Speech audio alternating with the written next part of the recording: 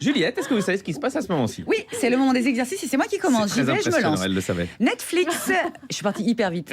Netflix restreint le partage des mots de passe dans plus de 100 pays, dont la France. Conclusion, il va falloir payer plus pour regarder leur programme. Alors, que risque-t-il de se produire? Réponse A, comme dans d'autres pays, les clients vont se désabonner massivement. Réponse B, les Français vont choisir de se remettre à lire le livre de Bruno Le Maire ou le livre de Houellebecq. J'hésite. Réponse C, les Français vont choisir de se remettre à avoir des activités sexuelles. Le porno de Houellebecq ou le livre de Bruno Le Maire. J'hésite. Réponse D, ce frein au partage de Netflix va déclencher une grève générale, un nouveau mai 68, bref, le grand soir, yippee-ki-yay, motherfucker. Et ça viendrait des Américains, c'est la meilleure.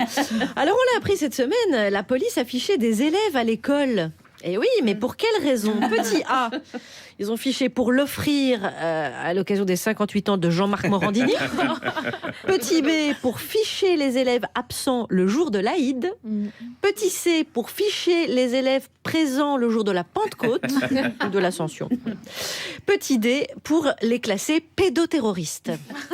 Merci, Charlie de Vanecker. Le dernier exercice, selon le Parisien, qui quand même, en ce moment, on peut le dire dans les médias, une source hyper fiable. L'humoriste Sébastien Toen, qui avait été viré de Canal+ il y a 2 ans, retournerait sur la chaîne de Vincent Bolloré.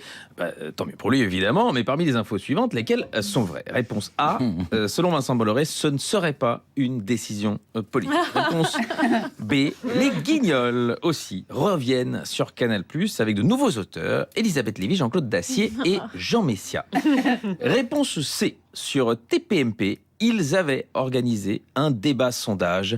Sébastien Toen, retour sur Canal+, ou peine de mort pour le tribunal du PINF. Réponse D, on attend maintenant le retour des journalistes d'ITélé, du zapping, de Yann Barthès, de Julien Cazard, de Lundi Investigation, bref, de la liberté d'expression.